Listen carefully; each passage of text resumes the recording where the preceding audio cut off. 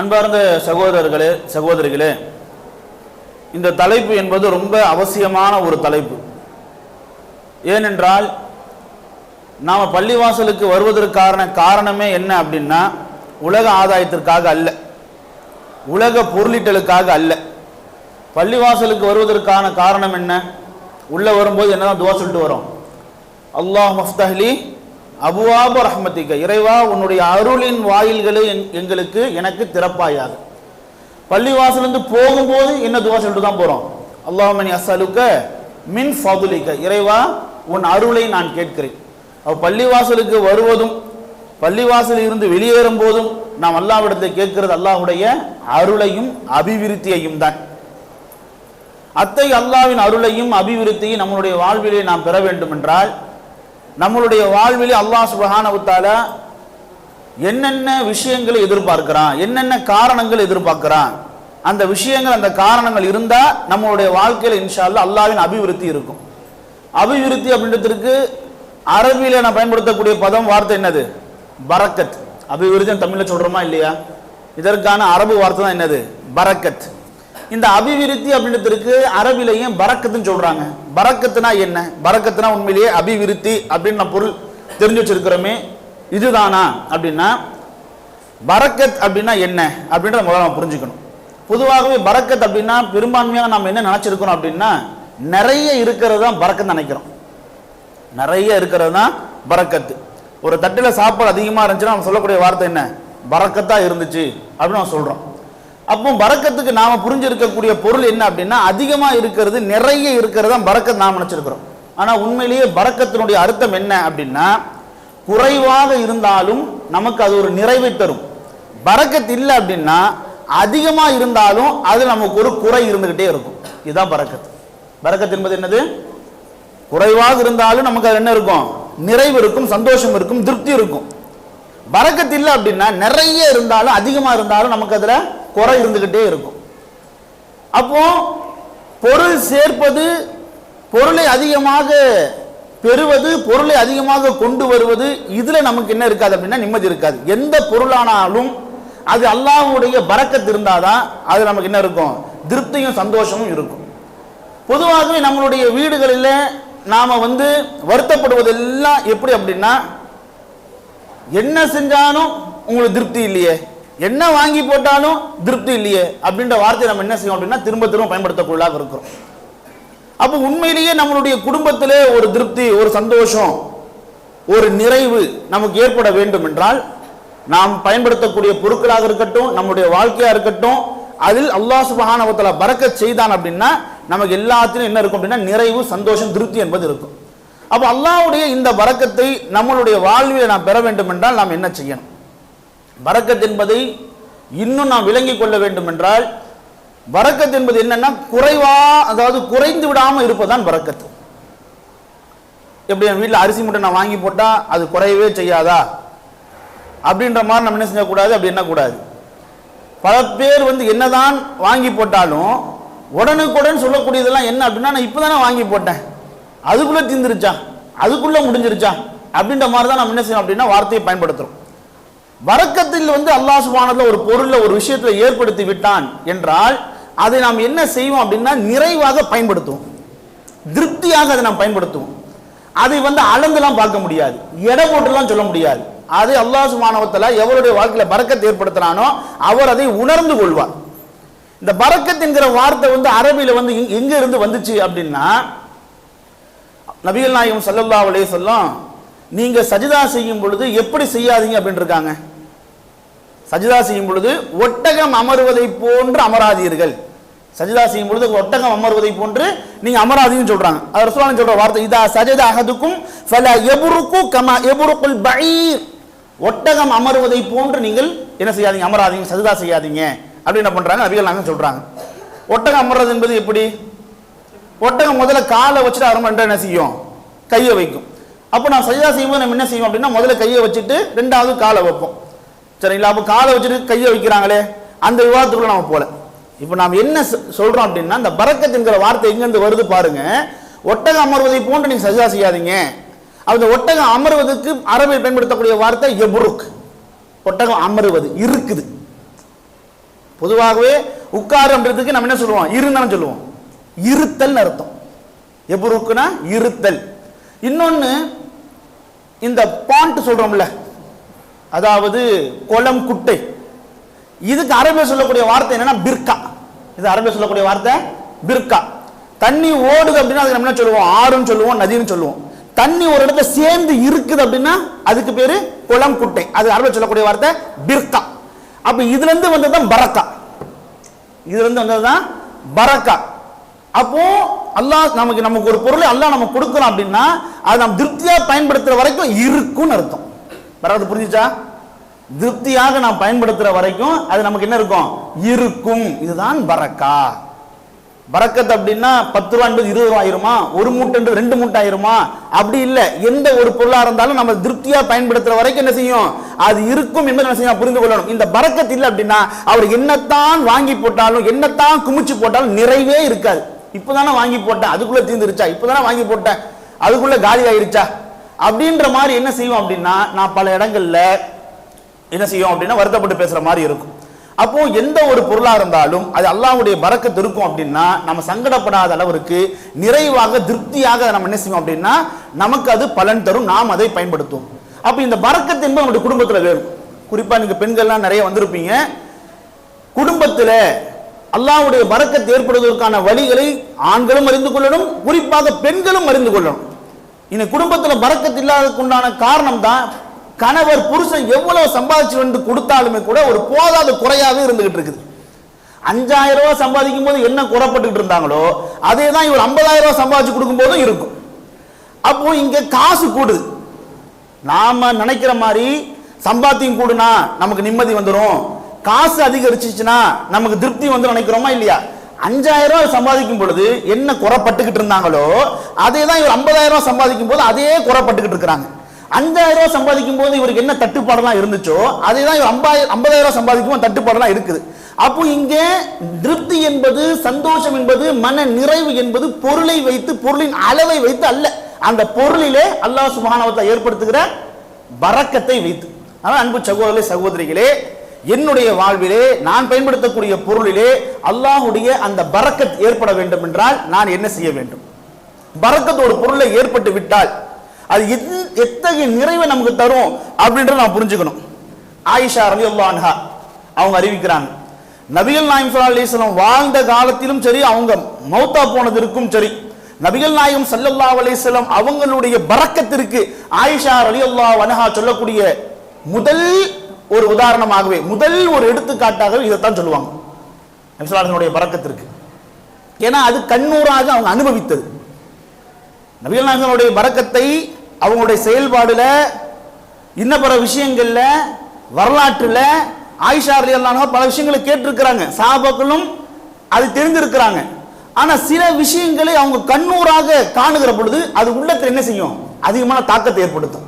அப்ப அது போன்ற ஆயிஷா ரலியல்லாஹு அன்ஹா அவங்க நபிகள் நாயகம் ஸல்லல்லாஹு அலைஹி வஸல்லம் அவர்கள் மூலமாக அவங்களுடைய வாழ்விலே கண்ட ஒரு பரக்கத், அது நபி ஸல்லல்லாஹு அலைஹி வஸல்லம் வாழ்ந்த சமயத்திலும் அவருடைய மௌத்தா போனதுக்கு சமயத்திலும் நபி ஸல்லல்லாஹு அலைஹி வஸல்லம் ஒரு பரக்கத்துக்கு இதைத்தான் உதாரணமா சொல்லுவாங்க.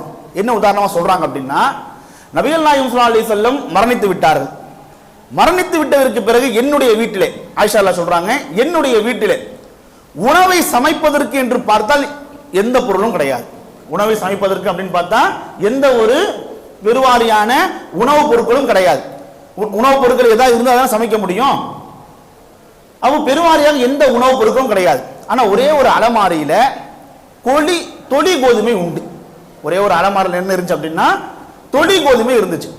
அந்த தொளி கோதுமையை எடுத்து தான் நான் என்ன செஞ்சேன் அப்படின்னா உணவுக்காக பயன்படுத்திக்கிட்டே வந்தேன். உணவுக்காக பயன்படுத்திட்டே இருந்தேன். நாட்கள் போயிட்டே இருக்குது. நான் அந்த அலமாரியில இருக்கக்கூடிய அந்த தொளி கோதுமையை எடுப்பேன், சமைப்பேன், சாப்பிடுவேன், எடுப்பேன், சமைப்பேன், பயன்படுத்துவேன், எடுப்பேன், சமைப்பேன். இப்படியே என்னுடைய நாட்கள் உருண்டோடிட்டே இருக்குது. அப்போ ஒரு கணம் ஒரு நாள் இந்த ஆயிஷா அல்லாஹ் வந்து யோசிக்கிறாங்க, அப்படி எவ்வளவு தான் இதுல மாவு இருக்குது, அப்படி இதுல எவ்வளவு தான் மாவு இருக்குது அப்படின்னு என்பதற்காக அந்த மாவு என்ன செய்யறாங்க அப்படின்னா அளந்து பார்ப்போம் அப்படின்ட்டு என்ன செய்யறாங்க, அதை அளந்து பார்க்கிறாங்க. எப்போது நான் அளந்து பார்த்தேனோ அதற்கு பிறகு அது காலியாகி விட்டது. எப்போது நான் அதை அளந்து பார்த்தேனோ அதற்கு பிறகு என்ன ஆயிருச்சு, காலியாகி விட்டது, தீர்ந்து விட்டது. என்ன செய்யறாங்க, ஆயிஷா ரலியல்லாஹு அன்ஹா சொல்லி காண்பிக்கிறாங்க. இதுதான் பரக்கத்திற்குண்டான எடுத்துக்காட்டு. அல்லாஹ் சுப்ஹானஹு வ தஆலா ஒரு வஸ்துல ஒரு விஷயத்துல பரக்கத்தை செய்வான் என்றால் அதனுடைய எண்ணிக்கையெல்லாம் நமக்கு வேண்டியதே இல்லை, அதனுடைய அளவு எல்லாம் நமக்கு வேண்டியதே இல்லை. திருப்திகரமா நம்ம என்ன செஞ்சுட்டே இருப்போம், அதை பயன்படுத்தி கொண்டே இருப்போம். சரிங்களா? எப்போ பரக்கத்தை தாண்டி அதனுடைய அளவின் மீதும் எண்ணிக்கையின் மீதும் எடையின் மீதும் நமக்கு கவனம் போதோ அப்ப என்ன ஆகலாம் அப்படின்னா அந்த பரக்கத் நம்மளை விட்டு அகன்று போகலாம். இன்னும் ஒரு பரக்கத் அல்லாஹ் சுப்ஹானஹு வ தஆலா ஒரு வஸ்திலே, ஒரு பொருளிலே, ஒரு உணவிலே ஏற்படுத்தி விட்டான் என்றால் அதனுடைய பயன்பாடு எந்த அளவுக்கு இருக்கும் அப்படின்றதுக்கு ஏராளமான சம்பவங்களை, ஏராளமான உதாரணங்களை நபிகள் நாயகனுடைய வாழ்விலே பார்க்கலாம். உதாரணமாக அபூ தல்ஹா ரலியல்லாஹு அன்ஹு அவங்க என்ன செய்யறாங்க, நபிகள் நாயகம் ஸல்லல்லாஹு அலைஹி வஸல்லம் அவர்களை தன்னுடைய வீட்டுக்கு விருந்துக்காக அழைக்கிறாங்க. தன்னுடைய வீட்டுக்கு விருந்துக்காக அழைக்கிறாங்க. அப்போ நபி ஸல்லல்லாஹு அலைஹி வஸல்லம் அவர்களை அழைக்கிறாங்க. அவங்களுக்கும் தன்னுடைய குடும்பத்திற்கும் தேவையான அளவிற்கு உணவை அபூ தல்ஹா ரலியல்லாஹு அன்ஹு வீட்டில் செய்யப்படுகிறது, தயாரிக்கப்படுகிறது. அப்போ நபிகள் நாயகம் ஸல்லல்லாஹு அலைஹி வஸல்லம் நீங்க போங்க நான் வரேன் அப்படின்ட்டு சொன்னவங்க வரும்போது எப்படி வராங்க, தன்னுடைய பள்ளியின் திண்ணை தோழர்கள் அஸ்ஹாபு சுஃபா இருக்காங்கல்ல, திண்ணை தோழர்கள் அவர்களையும் அழைத்து கொண்டு வராங்க. அபூ தல்ஹா ரலியல்லாஹு அன்ஹு இடத்துல ரசூல் ஸல்லல்லாஹு அலைஹி வஸல்லம் அனுமதி கேட்க வேண்டிய அவசியம் இல்லை. ஏன்னா அபூ தல்ஹா ரலியல்லாஹு மீது நபிகள் நாயகம் ஸல்லல்லாஹு அலைஹி வஸல்லம் அவர்கள் இருக்கக்கூடிய அதீத உரிமையின் காரணத்தினால், அதே போன்று நபிகள் நாயகம் ஸல்லல்லாஹு அலைஹி வஸல்லம் அவர்களுக்கு அல்லாஹ் சுப்ஹானஹு வ தஆலா உணர்த்தி இருக்கக்கூடிய அந்த பரக்கத்தின் காரணத்தினால் இன்று அபூ தல்ஹா ரலியல்லாஹு அன்ஹா அவர்களுடைய வீட்டிலே நபிகள் நாயகம் ஸல்லல்லாஹு அலைஹி வஸல்லம் அவர்களுக்கு சமைக்கப்படுகிற அந்த உணவு நபி ஸல்லல்லாஹு அலைஹி வஸல்லம் அவர்களுக்கும் அவர்கள் அழைத்து வரக்கூடியவர்களுக்கும் போதுமான அளவு இருக்கும் என்கின்ற நபிகள் நாயகம் ஸல்லல்லாஹு அலைஹி வஸல்லம் நம்பிக்கையின் காரணத்தினால் என்ன செய்யறாங்க அப்படின்னா, தன்னுடைய பள்ளியில் திண்ணையில் தங்கி இருக்கக்கூடிய 70-80 திண்ணை தோழர்கள் என்ன செய்யறாங்க, அழைச்சிக்கிட்டு வராங்க. ஆனா அபூ தல்ஹா ரலியல்லாஹு அவர்கள் உணவு சமைச்சது மொத்தம் எத்தனை பேருக்கு, நபி ஸல்லல்லாஹு அலைஹி அவர்களுக்கும் அவங்களுடைய தன்னுடைய குடும்பத்துக்கு மட்டும் என்ன பண்றாங்க, சமைச்சிருக்காங்க. தாமுன் யசீர் அப்படின்னு சொல்றாங்க. தாமுன் யசீர்னா ஒரு குறைவான உணவு தான் என்ன செஞ்சிருந்தேன், சமைச்சிருந்தேன். அப்போ நபி ஸல்லல்லாஹு அலைஹி அந்த தோழர்கள் என்ன செஞ்சாங்க, அழைச்சிட்டு வந்தாங்க. அழைச்சிட்டு வந்துட்டு உணவை என்ன செஞ்சாங்க, என்ன ஏற்பாடு செய்யும்படி சொன்னாங்க. சாப்பிடுவதற்கு உணவை என்ன ஏற்பாடு செய்யும்படி சொன்னாங்க. உணவை ஏற்பாடு செய்யும்படி சொல்லிவிட்டு அந்த உணவை எல்லாம் பரிமாறும்படி வைக்கும்படி சொல்லிவிட்டு நபிகள் நாயகம் என்ன செஞ்சாங்க அப்படின்னா 10 பேரா போய் சாப்பிட்டு வரும்படி சொன்னாங்க. 10 பேரா போய் சாப்பிட்டு வரும்படி சொன்னாங்க. அந்த 70-80 திண்ணை தோழரும் என்ன பண்ணாங்க, அந்த சாப்பாடை 10 பேரா போய் என்ன பண்ணாங்க, சாப்பிட்டு வந்தாங்க. இறுதியாக யார் சாப்பிட்டா, நபிகள் நாயகம் ஸல்லல்லாஹு அலைஹி வஸல்லம் செஞ்சாங்க, அவங்க சாப்பிட்டாங்க. இது எப்படி சாத்தியம்? நாமளே நம்ம வீட்டில் நம்முடைய ஃப்ரெண்ட்ஸுங்க யாராவது 2 பேர் வராங்க, 3 பேர் வராங்க, இன்னைக்கு டின்னர் அரேஞ்ச் பண்ணுமா, லஞ்ச் அரேஞ்ச் பண்ணுமான்னு சொல்லிட்டு 3 பேர் வரக்கூடிய சமயத்தில் ஒருத்தர் கூடி 4 பேரா வரதா இருந்துட்டாலே, 4 பேர் வராங்க அப்படின்னு சொல்லிட்டாலே வீட்டில் என்ன ஆயிரும் அப்படின்னா, ஏன் என்ன அசிங்கப்படுத்துறதுக்கே நீங்க இருக்கிறீங்க சொல்றாங்களா இல்லையா? ஏன் என்ன நீங்க அசிங்கப்படுத்துறதுன்னே இருக்கிறீங்க? 3 பேர் தானே சொன்னீங்க, இப்போ 4 பேர் வராங்களே, இப்போ 4 பேருக்கு அது போதுமா இருக்குமா? நான் பட்டி கிடந்தாலும் பரவாயில்ல, என் பிள்ளைங்க பட்டி கிடந்தாலும் பரவாயில்ல, அவங்களுக்கு திருப்தியை வச்சு கொடுத்துருங்க. எதுக்கு ஒரே ஒரு ஆளை சொல்லாம கடைசியில நான் ஜாயின் பண்ணி விட்டதுனால, கடைசியா எனக்கு தெரிய வந்த காரணத்தினால இந்த உணவு பற்றாக்குறையா போயிரும், அதாவது அவங்களுக்கு பரிமாணத்துக்கு பிறகு நம்முடைய பிள்ளைங்களுக்கு இருக்கும் நான் நினைச்சேன், இப்ப பிள்ளைங்களுக்கு இல்லாத மாதிரி ஆயிரும் அப்படின்ற மாதிரி எல்லாம் என்ன செஞ்ச ஒரு சூழ்நிலை நம்ம வீட்டில் ஏற்படுதா இல்லையா? அப்போ நம்மளை பொறுத்தமட்டில் நம்முடைய பார்வை எப்படி இருக்கு அப்படின்னா, எடையை வைத்தும் எண்ணிக்கை வைத்தும் அளவை வைத்தும் தான் இருக்குது. ஆனால் அல்லாஹ் சுப்ஹானஹு வ தஆலா ஒரு பொருளை பரக்கத்தை ஏற்படுத்துவான் என்றால் அது எண்ணிக்கைக்கும் அளவுக்கும் எடைக்கும் அப்பாற்பட்டு நமக்கு ஒரு திருப்திகரமாக அதை பயன்படுத்தக்கூடியது அல்லாஹ் என்ன செய்வான், அதை நமக்கு ஏற்படுத்தி கொடுப்பான். அப்போ இப்படியான பரக்கத் நம்மளுடைய வாழ்க்கையை நாம் பெற வேண்டும் என்றால் அல்ல குறையாது என்பதை போல திருப்திகரமாக ஒவ்வொரு விஷயத்தை பயன்படுத்தக்கூடிய அடிப்படையில் எந்த ஒன்றை நாம் பயன்படுத்தினாலும் அதில் குறைவில்லாமல் நிறைவி மாத்திரம் பெறக்கூடிய அடிப்படையில் நம்மளுடைய வாழ்வு நாம் ஆக வேண்டும் என்றால் அல்லாஹ்வுடைய பரக்கத்தை நம்முடைய வாழ்க்கையை பெறுவதற்குண்டான வழிகளை அறிந்து நம்முடைய வாழ்க்கையை செயல்பட நாம் கடமைப்பட்டிருக்கிறோம்.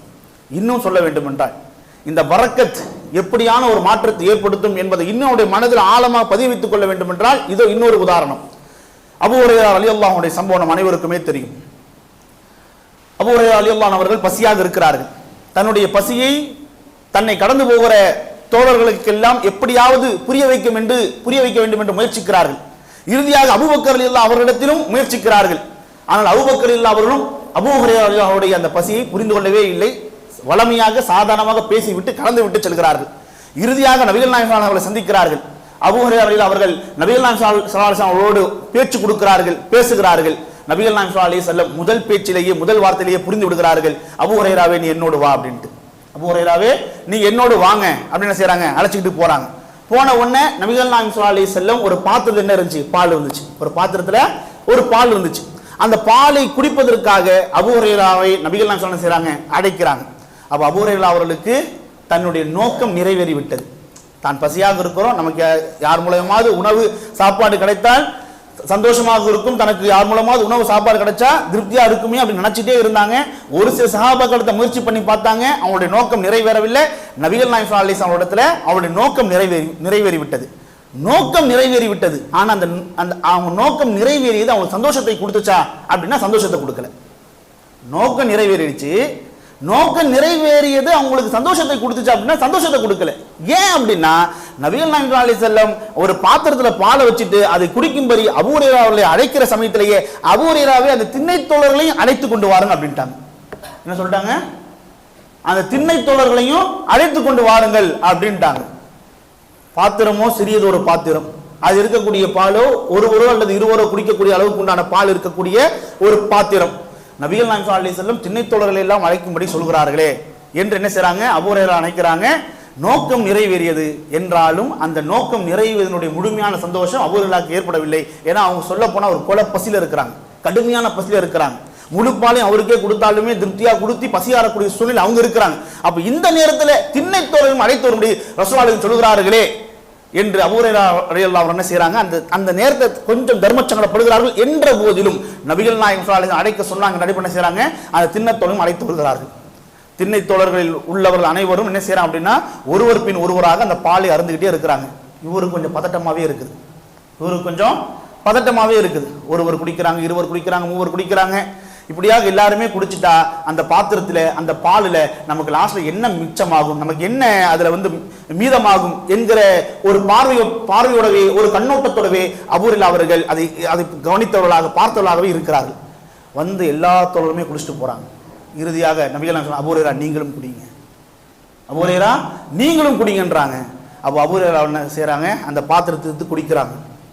ஏதோ கொஞ்சம் இருக்கும், ஏதோ கொஞ்சம் கிடைக்கும், ஏதோ கொஞ்சம் மிச்சமா இருக்கும், அதாவது கிடைச்சிச்சு என்கிற கண்ணோட்டத்தில் அபூ ஹுரைரா அவர்கள் அந்த பாலை எடுத்து குடித்தால் அவங்க இதற்கு மேல குடிக்க முடியாது அப்படின்ற அளவுக்கு என்ன செய்யறாங்க, பாலை திருப்திகரமா குடிக்கிறாங்க.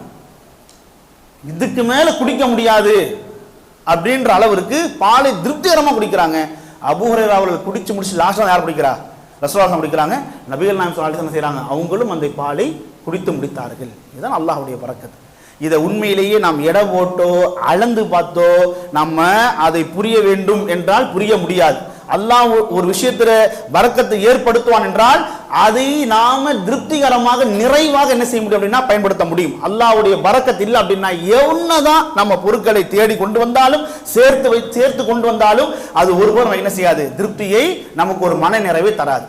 அப்ப அன்பு சகோதரர்களே சகோதரிகளே, இன்னைக்கு நம்மளுடைய வீடுல நாம் பயன்படுத்தக்கூடிய பொருள்ல நாம கொண்டு வரக்கூடிய பொருட்கள்ல அல்லாஹ்வுடைய பரக்கத் இருக்கும் அப்படின்னா நாம என்ன செய்ய வேண்டியதில்லை அப்படின்னா இப்போ நம்ம சங்கடப்படுறோம்ல ஒவ்வொரு விஷயத்தையும் பெற்றதற்கு பிறகு அந்த பொருளை பெறுவதற்கு முன்பாக அதை பெறணும் நினைப்போம். ஆனா அதை பெற்றதற்கு பிறகு நமக்கு என்ன இருக்காதுன்னா திருப்தி இருக்காது. எத்தனையோ பேர் நம்ம யோசிக்கிறோம். சில பேர் பொதுவாக இங்க பெரும்பான்மையாக புதுப்பேட்டை வியாபார வாசிகளாக இருக்கக்கூடிய காரணத்தினால நான் சொல்றேன். சில பேர் என்ன செய்வாங்க அப்படின்னா இந்த பைக்கை வாங்குவதற்கு என்ன செய்வாங்க அப்படின்னா ரொம்ப மெனக்கிட்டு மெக்கானிக்கெல்லாம் கூப்பிட்டு காமிச்சு என்ன செய்வாங்க, அந்த பைக்கை வாங்குவாங்க. ஆனா அதற்கு பிறகு என்ன ஆகும் அப்படின்னா அவர் சொல்லக்கூடிய வார்த்தை எப்படி இருக்கும் அப்படின்னா, இந்த பைக்கை நான் வாங்கினதுக்கு நான் பயன்படுத்தின காசை விட இதுக்கு ரிப்பேர் பண்றதுக்கு நான் என்ன பண்ணிட்டு அதிகமாக காசை பயன்படுத்திட்டேன். இந்த வாங்கினதுக்கு நான் பயன்படுத்தின காசை விட இதை ரிப்பேர் பண்ணுறது என்ன செஞ்சு அதிகமாக காசை பயன்படுத்திட்டேன். அப்போ எல்லாத்திலுமே 1க்கு 2 செலவு, 2க்கு 4 செலவு. அந்த நோக்கமாவது நிறைவேறல.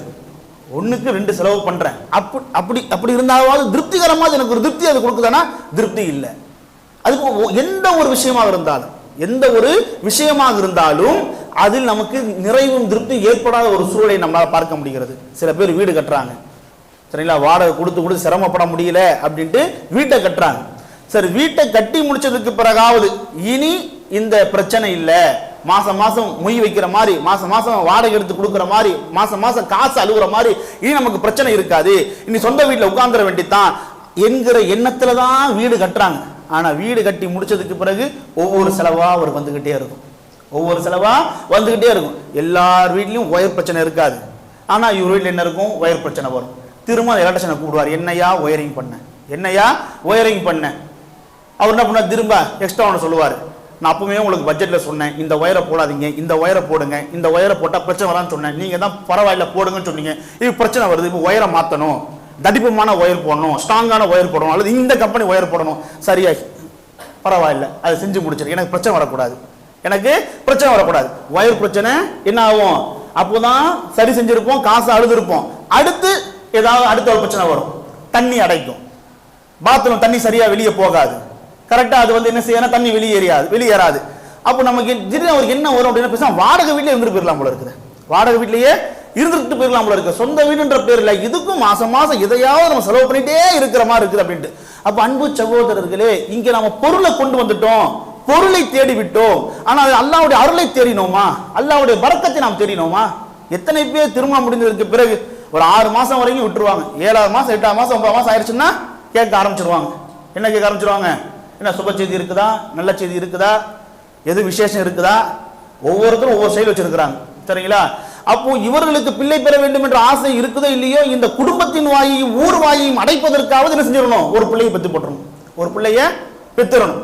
அதனால வந்து என்ன செய்வாங்க அப்படின்னா, அந்த தம்பதிகள் கணவனும் மனைவியும், கூடுதலாக மனைவிமார்கள், கூடுதலாக மனைவி, ஏன்னா கணவன் வெளியுலகத்துக்கு போயிடுறான், குடும்பத்தோடு இருப்பதும் குடும்பத்தின் வார்த்தையும் உறவின் வார்த்தையும் அவன் கேட்பது ரொம்ப குறைவு. ஆனால் மனைவி என்பவள் வீட்டிலேயே இருக்கிறாள், குடும்ப சகிதமாக இருக்கிறாள், அவளுக்கு பேச்சுக்கள் அதிகம், வார்த்தைகள் அதிகம், ஆனால் அவளால் தாங்கிட்டு இருக்க முடியாது. ஆனால் எப்படியா ஒரு பிள்ளையை பெற்றணும் என்பதற்காக கணவனும் மனைவியும் என்ன பயங்கரமா மெனக்கிடுவாங்க, மருத்துவமனையா ஏறி இறங்குவாங்க, மருந்தா என்ன செய்ய வாங்கி சாப்பிடுவாங்க.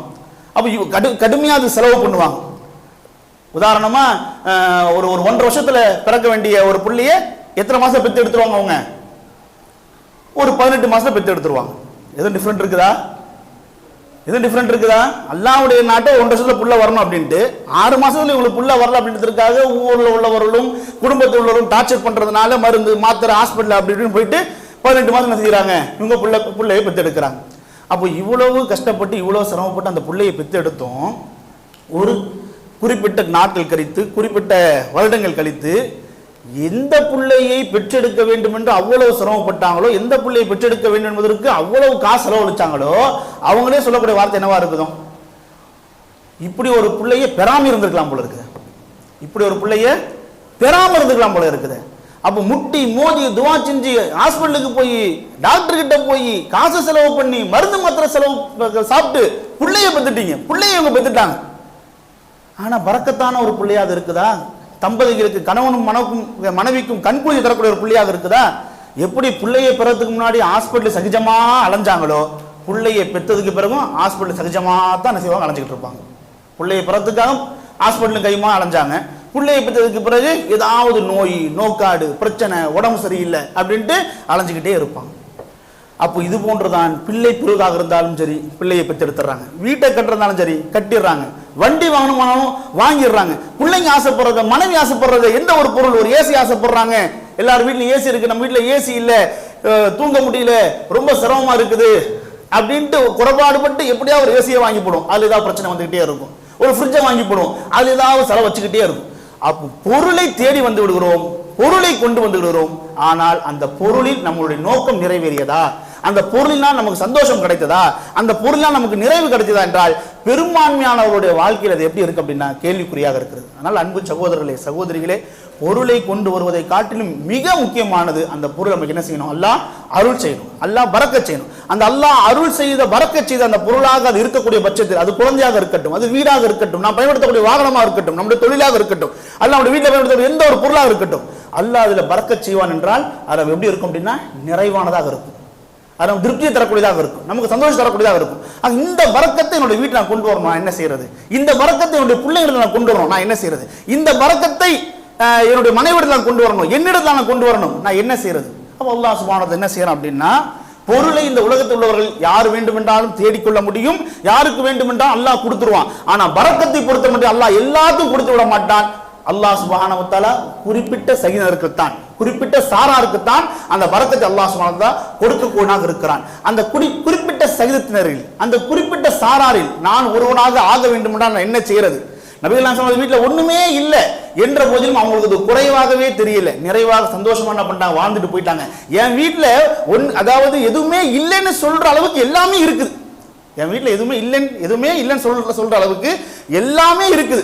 ஆனா எனக்கு இன்னைக்கு நிறைவா இருக்குதா, எனக்கு சந்தோஷமா இருக்குதா அப்படின்னா பெரும்பான்மையானவர்கள் எப்படி இருக்கிறோம் அப்படின்னா ஒரு குறையோடவே நாம் இருந்துகிட்டு இருக்கிறோம். அப்போ இதற்கு மிகப்பெரிய வித்தியாசம் என்ன அப்படின்னா, நபிகள் நாயகனுடைய வாழ்வில் நாம் பயன்படுத்தக்கூடிய பொருளிலே அல்லாஹ்வுடைய பரக்கத் இருந்துச்சு.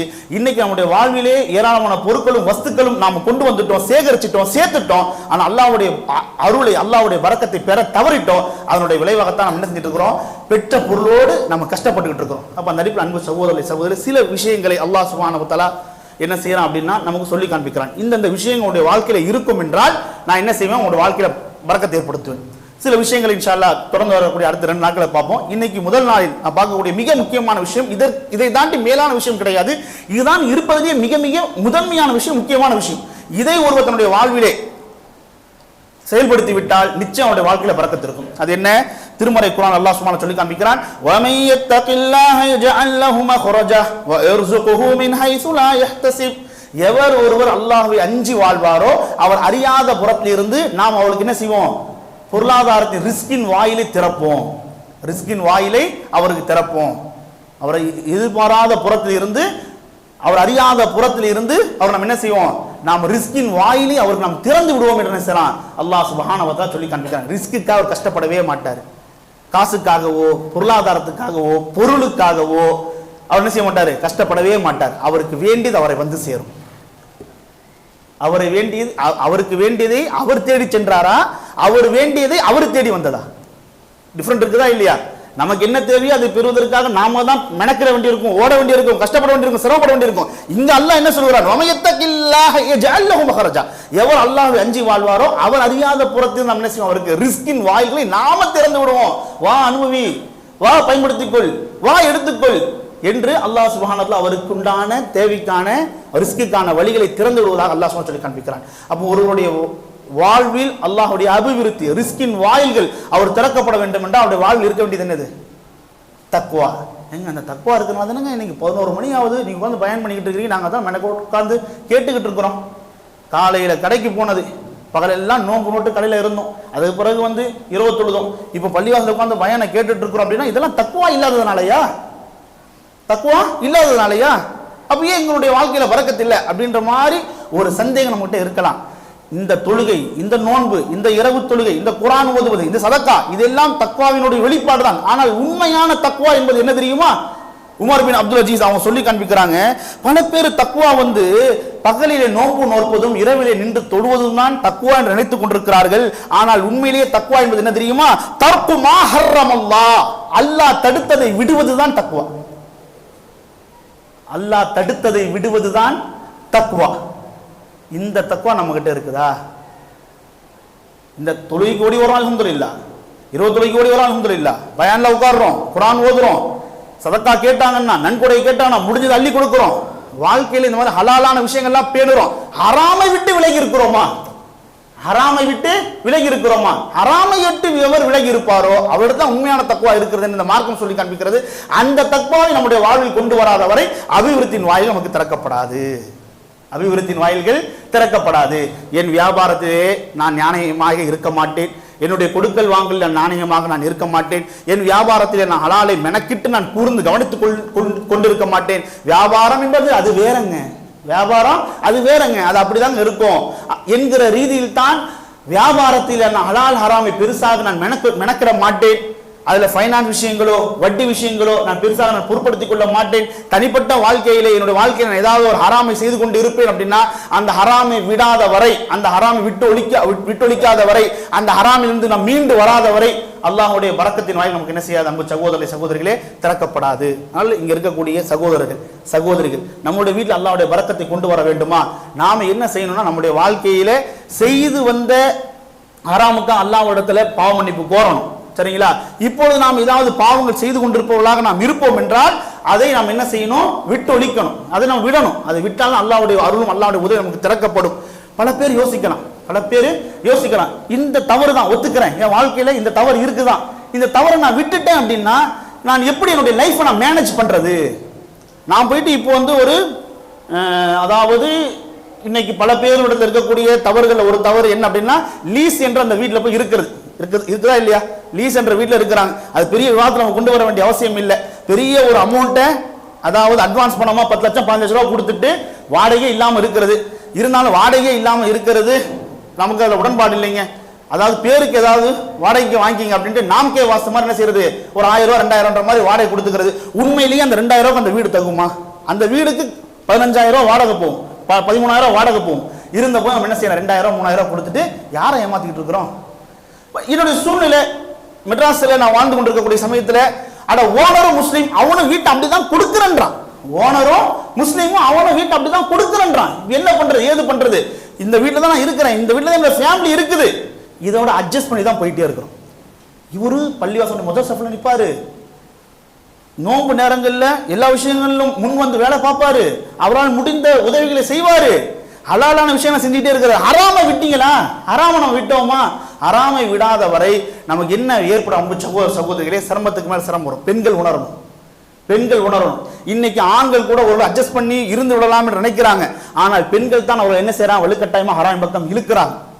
உங்களால வாடகை கொடுத்து தான் எங்களை கொடுத்து வைக்க முடியாது, இதையாவது பண்ணிட்டு போங்க, நான் நகையை வித்து தரேன், அட்வான்ஸாக என்ன பண்ணிருங்க, கொடுத்துட்டு போயிருங்க அப்படின்ட்டு ஒரு ஹராமுக்கு ஆண் தயங்கினாலும் அவன் பயந்தாலும் ஒரு பெண் என்ன செஞ்சிடறான்? சர்வசாதாரணமாக அவனை எதையாவது பேசிக்கொண்டு அந்த ஹராமின் பக்கம் இழுத்து விடுகிறாள்.